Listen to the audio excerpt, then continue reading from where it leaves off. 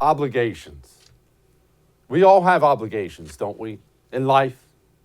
If you're a husband, you have an obligation. Lead your family, provide for your family. You're a wife, you have obligations, right? Take care of the home, care of the kiddos. We all have obligations. You have obligations at work. You have a job you have to do. Your boss has obligations as well. He needs to provide you compensation for the job. Citizens of a nation, they have obligations. You and I, we have obligations, right? We have obligations to follow the law, most of them. The nation itself has obligations too, though. The nation has obligations. When you sign up to fight for your country, you have signed a contract. You now have an obligation. Even in times when you're scared, don't want to go, somebody needs fought on behalf of your nation, you're obligated to go do so. But, there's an obligation that goes the other way as well. Your leaders, the people who are in charge, the people behind the scenes, sitting in the air conditioning, moving the chess pieces around, they have obligations too. One of the most base obligations the leaders have for the warriors out there fighting and bleeding is competency. You are owed competency. You're not owed much, and you don't get much as a warrior. You know what you get as a warrior? You get crappy food. You get to see the world. Sure, yeah, sign up, see the world. All the bad parts of it. You know what I saw when I was in the Marine Corps? I saw deserts all over the place. I saw the jungles of Thailand picking leeches off my body. And I saw the Iraqi desert and the desert in Kuwait. That was a really lovely tour of the world. So you're out there. You're out there in the misery with the crappy food and the crappy weather and the crappy locations. You go for months on end. You don't get to talk to a girl. It's all male units, right? The beds aren't soft. Life's tough. Okay, good. It's part of what makes you being a warrior. But, at least in the back of your mind, you have some sort of assurance that the people who lead you are functional adults. I probably should not have looked at the pictures that are coming out now of the dead Marines, the dead sailor from that horrible explosion in Afghanistan. I'm doing the best I can to keep myself as even-keeled and calm as possible. Lost it a little bit last night, as you saw on the first. I am angry. If I could show you the text messages I have from Marine friends of mine, veterans, and currently serving, from Army Rangers, from a bunch of Green Berets I know, a couple Navy SEALs, that community is torn up terribly. And it's a different kind of torn up because we all understand maimed or getting killed or something like that. That's part of the job. It's obviously a terrible part, but it's part of the job. But there's getting killed, and then there's getting killed when you feel like it wasn't justified. When you feel like it was someone else's fault, a mishap, a mistake, an intentional wrong, whatever the case may be, when you feel like that life is gone now and shouldn't be, there's an extra hurt and extra anger that comes with that. And that's what I'm seeing all over the place right now from the men who have fought for this country. It's really, really, really bad out there right now. There is a feeling that the leadership of the military is at best inept, and at worst, complicit. There is a feeling out there right now that the commander-in-chief is not only not a person who genuinely cares. They don't feel like he genuinely cares about the troops, the American citizens. They all watched that press conference yesterday. When the President of the United States of America speaks, especially in the wake of something terrible happening, everybody watches. They all watched that press conference yesterday, and they didn't see a functional adult. How in the world, if you're a mother and you got a phone call yesterday that your 20-year-old son, Marine, he just got incinerated in Iraq, the worst phone call in the world, and then you hear the President of the United States of America step up, give some marble-mouthed, glass-eyed speech and finish it like this, how in the world are you supposed to feel about your son's death? Thank you. May God bless you all, and may God protect the troops and all those standing watch for America. We have so much to do. It's within our capacity to do it. We just have to remain steadfast. Steadfast.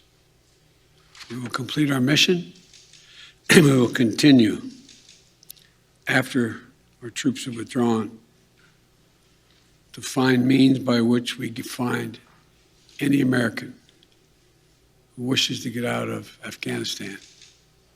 We will find them and we will get them out.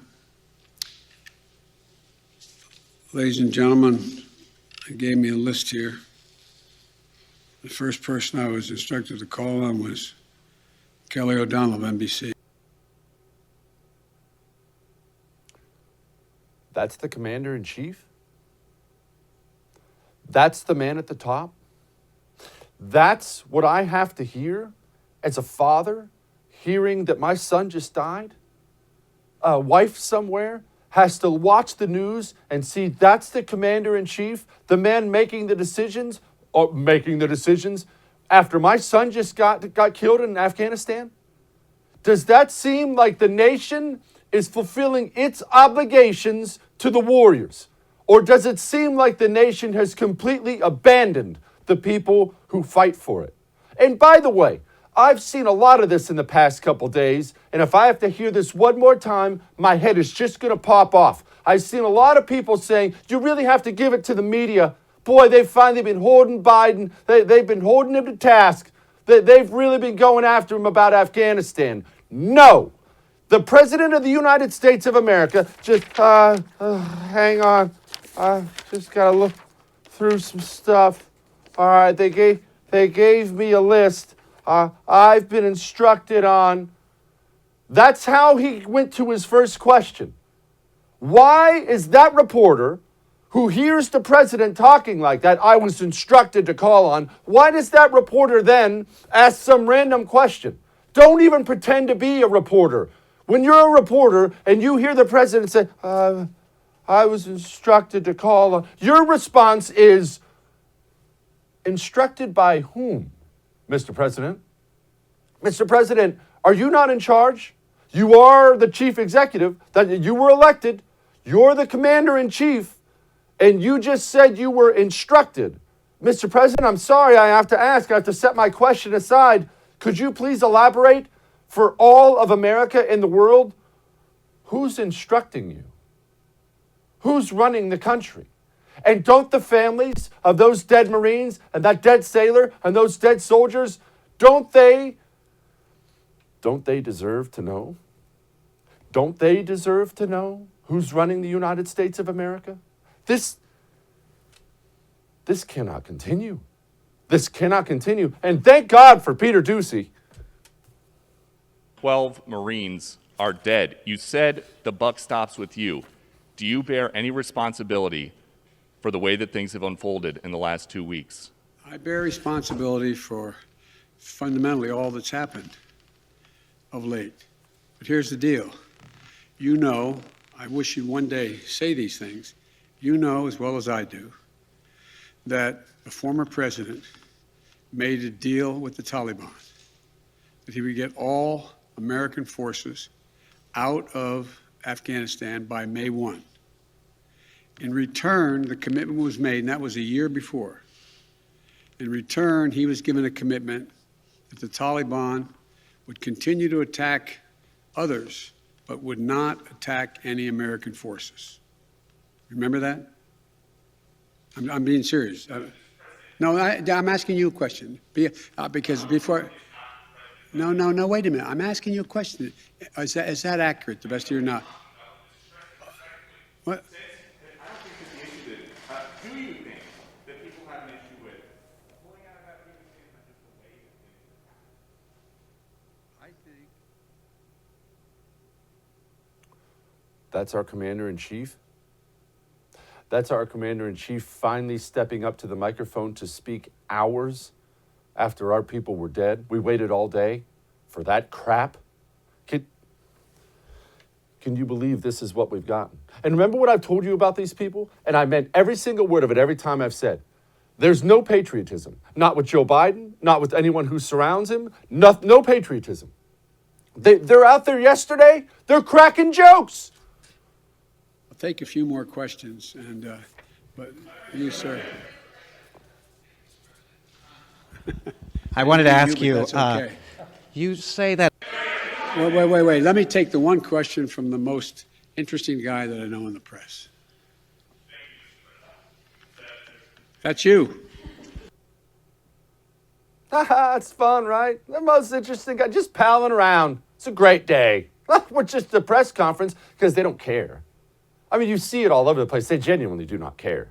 Not a single person in its administration shed a tear last night like so many of my veteran brothers did for the people who died over there. Not one. It's all just political to them. Just trying to weather this storm, wait till those poll numbers start to creep back up. Oh, but remember, the buck stops there. He takes all responsibility, right? Except for when he doesn't. On the tactical questions of how to conduct an evacuation or a war, I gather up all the major military personnel that are in Afghanistan, the commanders, as well as the Pentagon. And I ask for their best military judgment. What would be the most efficient way to accomplish the mission? They concluded, the military, that Bagram was not much value added, that it was much wiser to focus on Kabul. And so I followed that recommendation. Buck stops there, right? Buck definitely stops there. And in case you were wondering if there's some kind of end to the ineptitude in this administration, you realize we have Afghan allies over there who fought with us for 20 years. You know the Taliban are still going door to door trying to find these people so they can skin them alive and chop their heads off. And you also understand, not only did we give the Taliban a list of the names of our Afghan allies, the President of the United States of America didn't even bother denying it when asked. There have been occasions when our military has contacted their military counterparts in the Taliban and said, this, for example, this bus is coming through with X number of people on it, made up of the following group of people. We want you to let that bus or that group through. So yes, there have been occasions like that. And to the best of my knowledge, in those cases, the bulk of that has occurred, they've been let through. But I can't tell you with any certitude that there's actually been a list of names. I know there may have been, but I know of no circumstance. It doesn't mean it didn't exist. That here's the names of 12 people, they're coming, let them through. It could very well have happened. Definitely seems like he's the commander-in-chief, right? Has a really firm grip on what's going on in this country right now. Obligations. We're not fulfilling our obligations to our warriors. This cannot continue. All that may have made you uncomfortable, but I'm right. We got a great show on Afghanistan tonight. Coming up next, we got a former Army Ranger. He has thoughts. Hang on.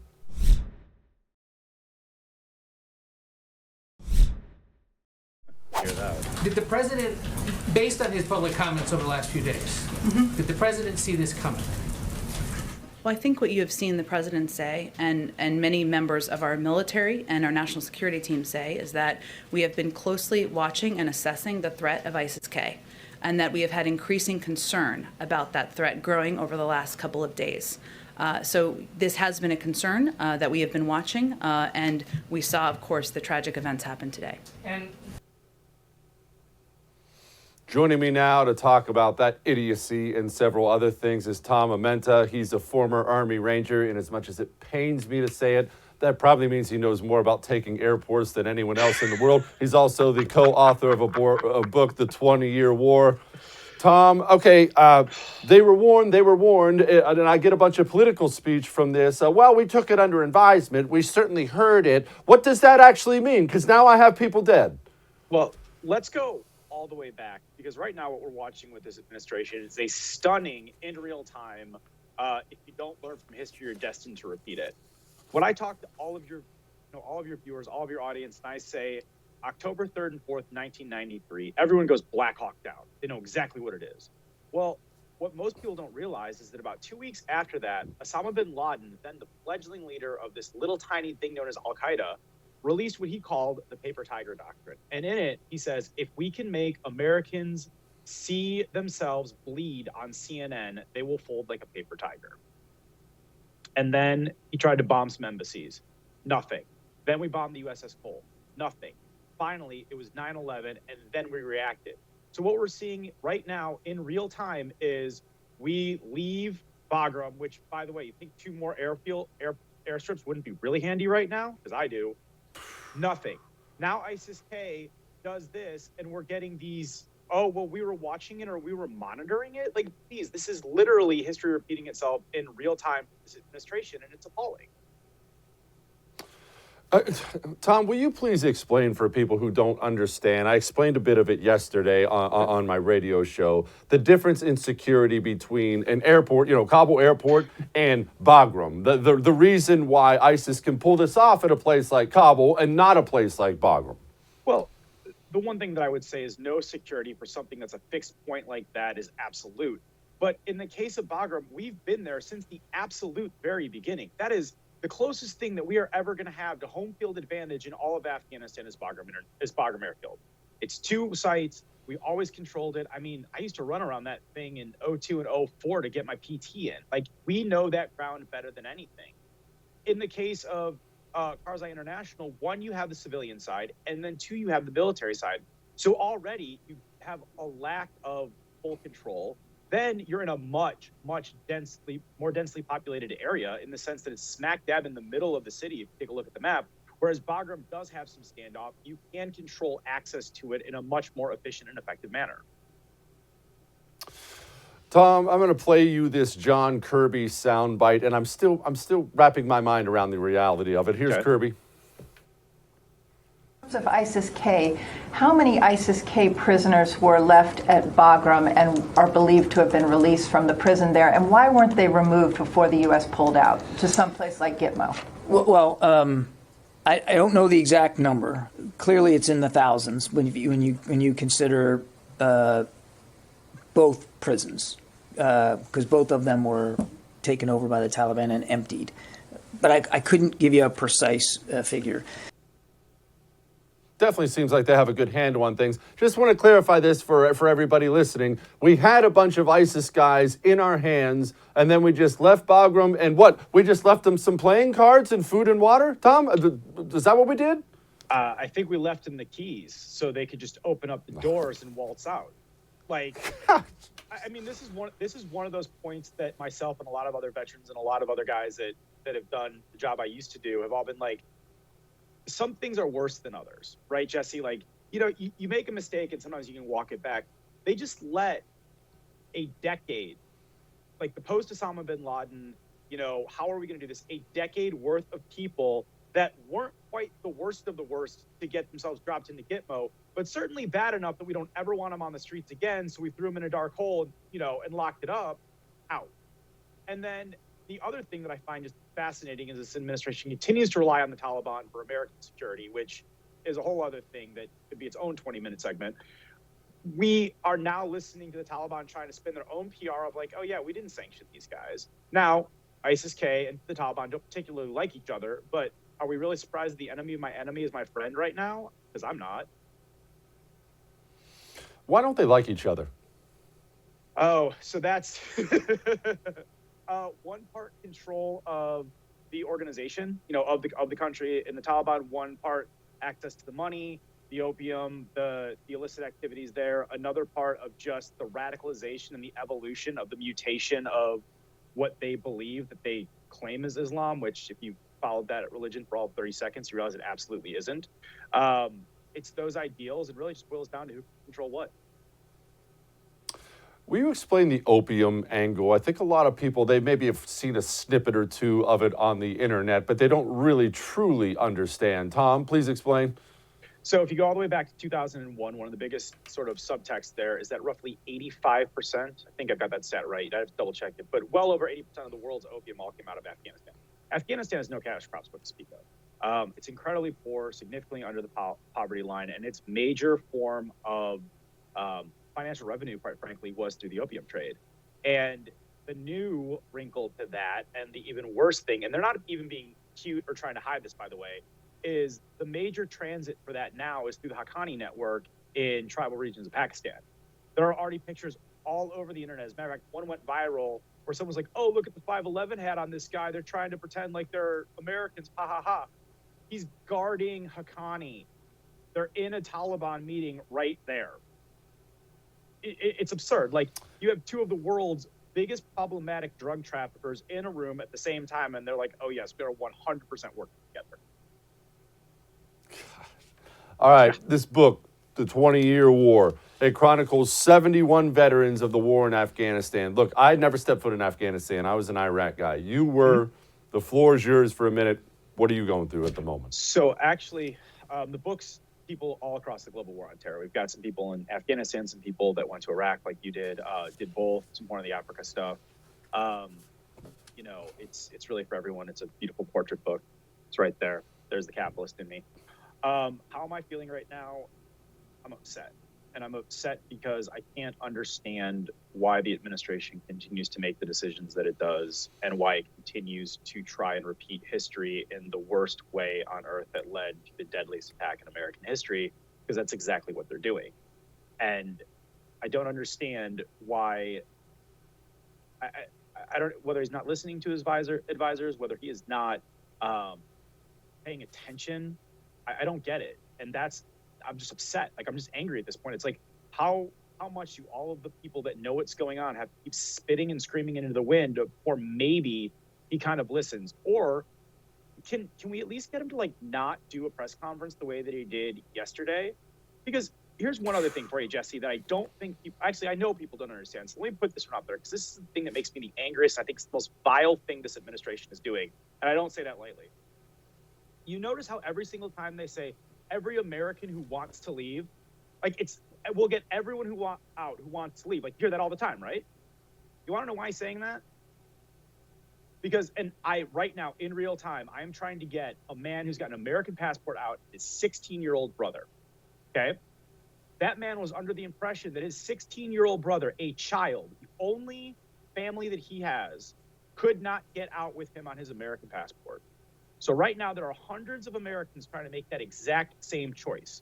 And the administration is using that technicality as this convenient way to abdicate the eventual responsibility that they're going to have when all Americans don't come home. Because I'm the oldest of four. Okay, I joined the military in part in 1999 to get college money, because I knew my parents at that time didn't have the money for all four of us to go to school, right? I stepped up. That's what an older brother does. Right now, you've got older brothers, you've got fathers, you've got sons that are having to make the choice of leaving on their American documents and possibly condemning their family to die, or staying with their family to try and find another way, and them possibly dying with them as well. That is absurd. That is disgusting. That is so lacking in the basic humanity of what America is supposed to be. And I don't understand why the administration is using that as this, frankly, political get out of jail free card in the press. Oh, well, everyone who wants to go. Yep. No, everyone wants to go. You're just forcing someone into an impossible choice. Yep. Tom, be good, my brother. Semper Fi. Thanks, brother. You too. Jim Lamon, Army officer, coming up next. Hang on.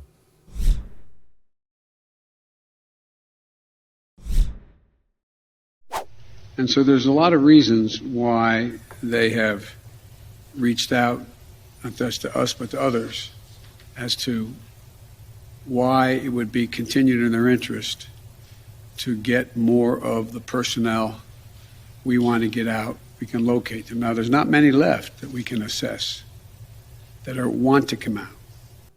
Getting every single person out is can't be guaranteed by anybody because there's a determination all who wants to get out as well. Sure, there are lots of people who want to stay in Afghanistan right now. Joining me now, 6-year Army officer, served in the Cold War, Jim Lamon. He's also a U.S. Senate candidate in Arizona. Jim, people love Afghanistan. Shoot, they just want to stay there forever. Haven't you heard? Yeah, Jesse, this is what happens when politicians that are woke and elite try to interface with our military. You know, we've got great leaders on the ground. I can't say so much for our generals, but turning this operation over to the State Department when danger is imminent at the gates. I mean, these brave Marines stood there knowing that this could possibly happen. I just can't imagine what those guys are going through when their leadership was told to back off and let this operation be run by the State Department. This is just total incompetence, Jesse, at the highest level. As you said, as a past paratrooper and officer, and just as an American citizen, I grieve for those who lost their lives, these brave young men, along with their parents. And it's up to people in a country like myself that have to step up and take back this country to get it back to where American pride, but also just we run operations like this through elite military and not woke generals and State Departments and people like Biden. Jim, how do we get this infection of social justice warrior woke crap out of the military? Because it's not like this is some PFC somewhere. It's the highest levels. The highest levels, they're saying this stuff. Chairman of the Joint Chiefs, Defense Secretary, every one of them on down. That is cultural rot all the way to the top. That's going to take time to get rid of. Jesse, we saw this starting in the Obama administration when he came in, as we have all heard and understood from some of those great generals that were retired without their own doing, and then put in these type of generals that we see today. This Milkey and this Austin, even Blinken over at the State Department. You know, this is sending all of the wrong signals to our bigger enemy, Communist Chinese Party. That, Jesse, is why I'm stepping into the arena as a veteran and as a successful businessman. We have got to start curing this rot, and we've got to get back to American exceptionalism. This is a very dangerous time we live in. This wokeism and teaching at the General Staff College, and of course, we even heard Milkey talk about going through with the troops on CRT. You know, our military is set up and should be to be the most lethal on the planet, so that our enemies see that and understand that, not to have operations like the disaster we're seeing in Afghanistan. What's it like to jump out of a plane? The first one, Jesse, is a little audacious, particularly as an officer. You're first in line in the stick. Your hands are out the airplane on the sides. Your feet are halfway out. You're waiting on that tap on the butt to go, and you're about a couple of minutes out from the drop zone, and you're looking down and saying, how the hell did I get here? So, but the elitism that comes with that, though, Jesse, does teach you, you know, what you can do when you put your mind to it, what the military can do when we are set up for elitism and accomplishing the mission versus having State Department people run it, or, as you said, these woke generals that we've got to take care of. Jim, one of the hardest things I've seen recently with all the images coming out of Afghanistan, besides the bomb and the aftermath of that, has been the Taliban walking around with M4s, they have MVGs, they have secure comms, they have freaking Black Hawks. Can you please describe for me how in the world we could be this stupid and inept to arm the people we spent 20 years fighting? Just, it's incredible, the incompetence that allowed this to happen. I mean, you look at these guys now have more Black Hawk missile capable choppers than 80% of the other countries on the planet. Not only that, Jesse, but just all of the armaments and ammunition, as you said, secure communications. I fear heavily, Jesse, particularly being here in Arizona on the ground with the invasion going on our southern border. I mean, these clowns in Washington have an open border. I'm pretty close to the Border Patrol here. spent a lot of time with them understanding this issue because it's a very significant issue for our country. And I do now have an understanding out with these Border Patrol guys, and even met again with them yesterday to understand it. It is truly an invasion, Jesse. 2 million plus we're on pace for this year, coming directly bused to the border. Now, we all know 1,800 or so terrorists were released from prison in Afghanistan in the last few days. I can only imagine they're hellbound for flights to Caracas and then Mexico City and getting on the buses. You know, Senator we have out here now, Mark Kelly, he's nowhere to be seen because he's in with all this cobble of craziness we've got in the administration now. We've got to secure that border. Remain in Mexico policy, thank gosh, the Supreme Court just stood up. We need Biden, Kelly, and these guys to get some fortitude and close that border immediately. Get this Remain in Mexico policy truly back in place. We sure do. We sure do. Jim Lamon, thank you so much, Jim. I appreciate you. Jesse, thank you, brother. Coming up next, Marine General. We'll be right back.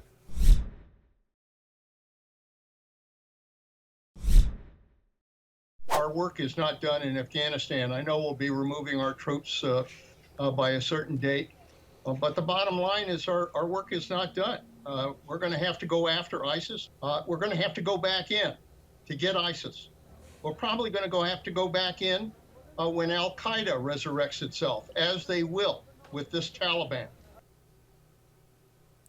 Okay, that was quite a wake-up call. Joining me now, Representative Jack Bergman of the United States Marine Corps. I know he represents Michigan now, but he'll always be just a Marine to me. General, it's an honor once again. Thank you so much for joining me on the show. What exactly does that mean we're going to have to go back in? What is he talking about? Well, you know, those of us who served in the Marine Corps understand that before you go to the fight, you actually try to figure out where the hell you're going to fight and who you're going to fight. And yes. The point is, we don't see that in this administration. But the idea is that we know we went to Afghanistan in 2001 because that's where bin Laden was hiding. He was recruiting, he was training, he was executing missions.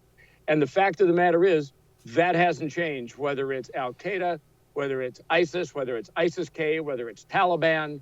The bottom line is, we have to make sure that we can reach out and touch these little jerks all the way around the world, and we can do it quickly, not over the horizon, as our president has been saying. Over the horizon isn't going to work. We're going to have to maintain some type of communications with, let's say, folks from the Northern Alliance and others, and reestablish the fact that we need to be able to reach out and touch the bad guys. Okay, I mean, I hate to major on the minor, General, but my mind works this way. What does that mean if we do have to go back in? Let's say we get word on somebody 3 weeks from now in ISIS, we have to go in.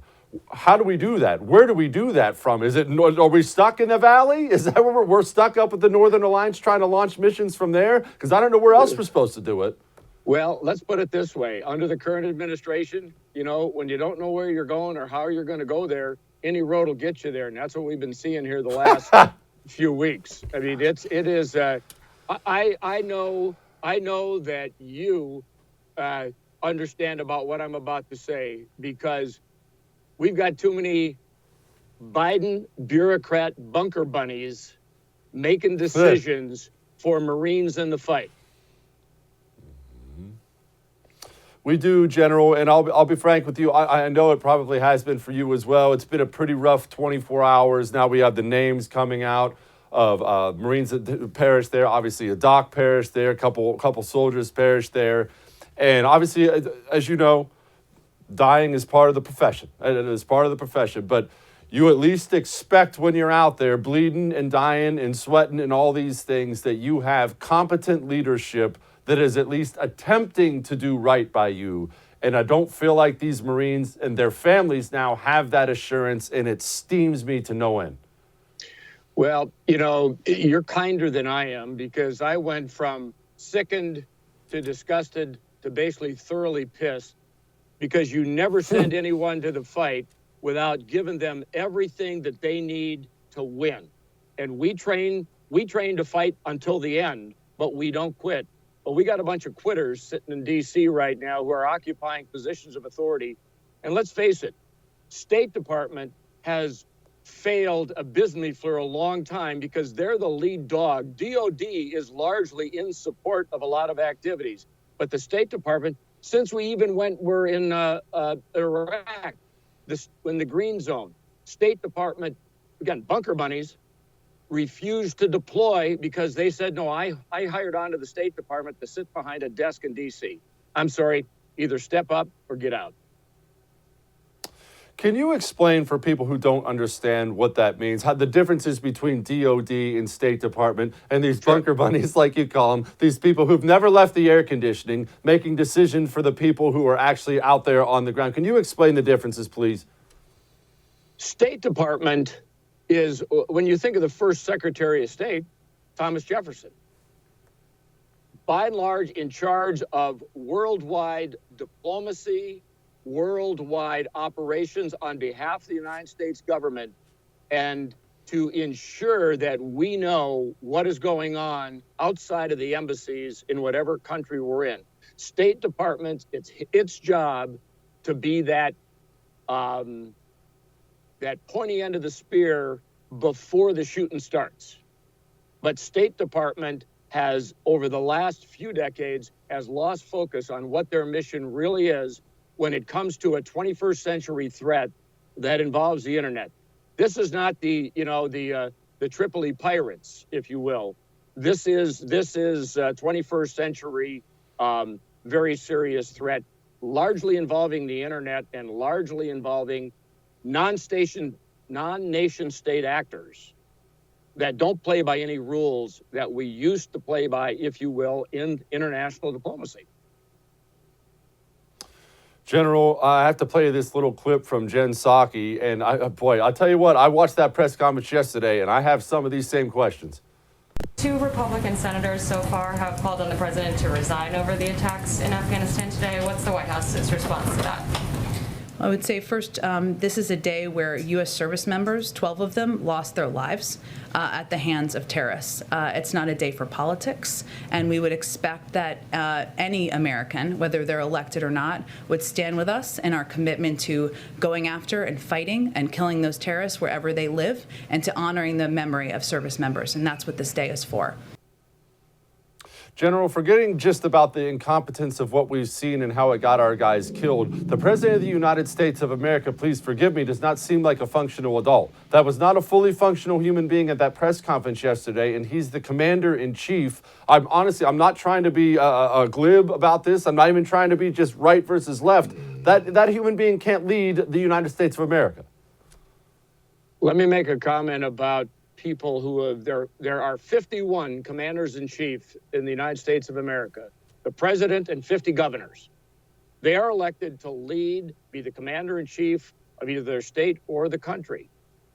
Just because you were an elected official, let's say a senator or a congressman, that doesn't mean you're a leader. I mean, we're having the same thing in the last year and a half here in Michigan. We've got a governor that was a state senator, but she's really not a leader. We have the same thing here in the White House.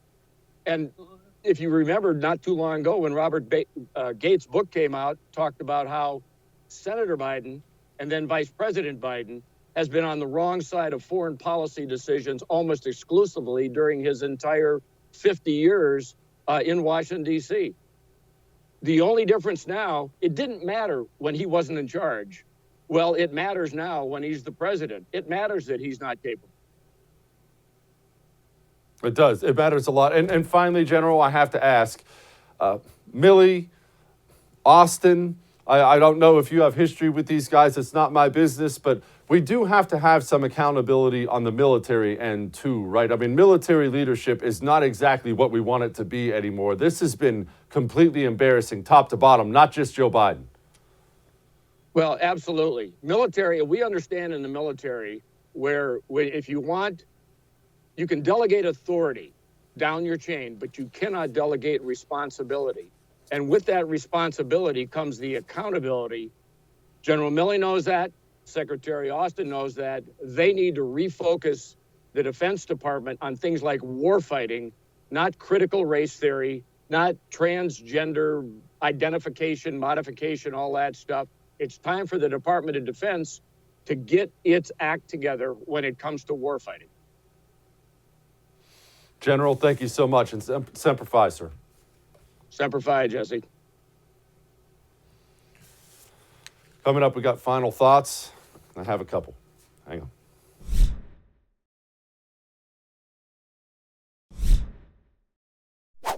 It's time to pray. No, I'm not your pastor or anything like that, but we have dead service members out there. We still have American citizens in harm's way. We have families getting phone calls, going through a process, a grieving process I wouldn't wish on anybody out there. And let's be honest about it, we have a nation, the nation you and I both love, that is in some very, very, very serious trouble right now. We have sometimes incompetent, sometimes just flat out bad people leading this country, and we are not heading in the wrong direction. We are racing in the wrong direction as a nation. So it is time to pray. If for no other reason, then we need a higher power to come down here and fix this disaster, because we have a mess on our hands. So may God be with all those families who are going through hell right now and every American citizen. We'll do it again.